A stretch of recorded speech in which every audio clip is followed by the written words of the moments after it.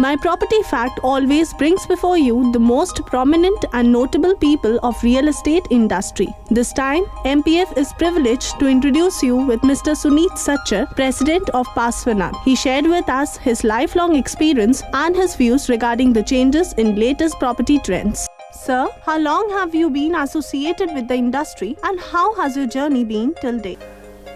I've been in the industry for about 18 years and my journey has had many highlights. It has seen the high and low of the industry, apart from seeing it evolve and a lot of improvement taking place and market innovations which have come through in this industry. These 18 years have been interesting, exciting, evolving, demanding and satisfying. What transitions have you seen in the Indian real estate industry over the past decade or so?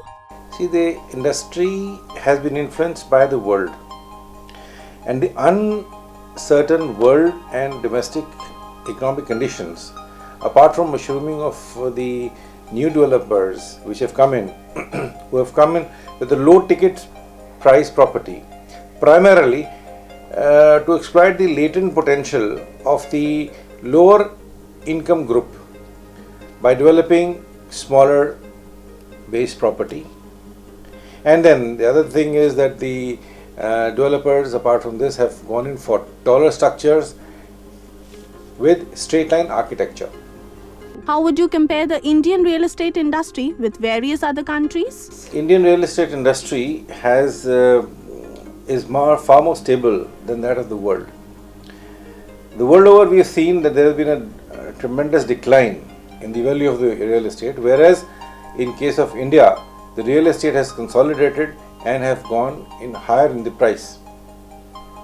The only country which beat us in development and the speed of construction is China and I think Dubai. Have the government policies helped in the real estate growth? The government has taken some steps which have worked towards streamlining of the industry, but they have not helped much because it has ultimately ended up in having the buyers to pay far more by way of bank interest. The RBI regulation has not been very kind on this aspect. There has been some increase in the price because of the levy of the service tax. The government has become a little more stringent in the regulations etc. of taxation. The registration prices have gone up in some places, which is all adding up to the cost to the buyers.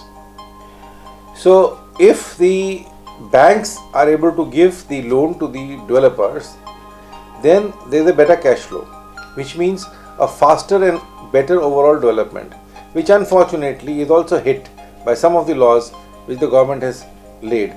Maybe in the overall run it could be beneficial, but in the short run it definitely is effective otherwise. What else, according to you, is required by the industry from the government to keep on with the growth trajectory? The government should keep increasing their activity towards making communication links, infrastructure development, because everything falls on line of these two developments. A little more liberal approach towards taxation, percentage of duty of registration, making the loans availability a little better and aiding the developer with more loans etc. would ultimately help. And if the taxation is lowered, the transparency in deals will become bigger and better. Ultimately, it will be much better for the exchequer to gain in this kind of dealings. The government should provide a single window clearance of the project which will aid up the speed of development of the projects. Today it takes a very long time to get the various sanctions from different authorities by and by.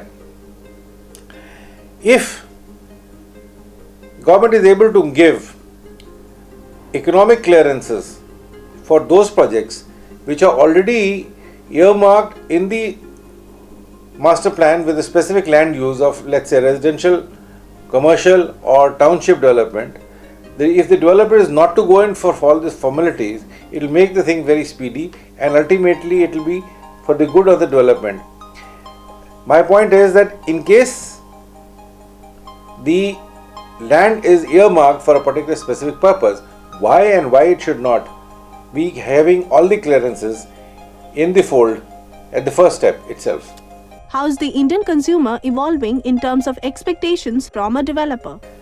There has been a lot of improvement in the expectations of the customers. They are demanding better service, better quality of construction, transparency in dealings, speedy completions, quality good. They want innovations, and in design, wider range of product to select from, so that every section of the society is able to have something for themselves. And apart from that, nobody likes hidden charges or additional charges. There has been a huge influx of real estate brokerage firms across the country. Is it a good sign? Your views on that, please? Brokers are arms and legs, an extension of real estate developers. They become bridge between the developer and the buyer. It's a good sign that there is a growth in this brokers over this period. Brokers feed the buyer with all the information and protect the interest if they follow ethical path. They help the investor rotate the money while helping the developer fulfill their objectives to sell. However, there is a growing need of greater quality of educational institutions who can start broker training courses, so that the real estate fraternity can appoint somebody who can recognize these brokers who are qualified from these institutes, and then only they should be able to do the business, which will ultimately mean that unscrupulous brokers would be out of the market and the industry would get a better name, and there will be far better transparency in dealing, as well as the quality of dealing would improve. Is it advisable for an end user to buy real estate from the developer directly, or dealing with the broker consultant a better idea? Irrespective of who brings in the business is coming to the developers. Developers, as I mentioned, are using brokers as their arms and extensions. So if broker community is doing fine, I think they should be having equal right to come in and participate in making the sales. And from the developer's point of view, it makes no difference where the sale is coming from, because all the accounting of the incentives are well taken care of at the stage of pricing itself.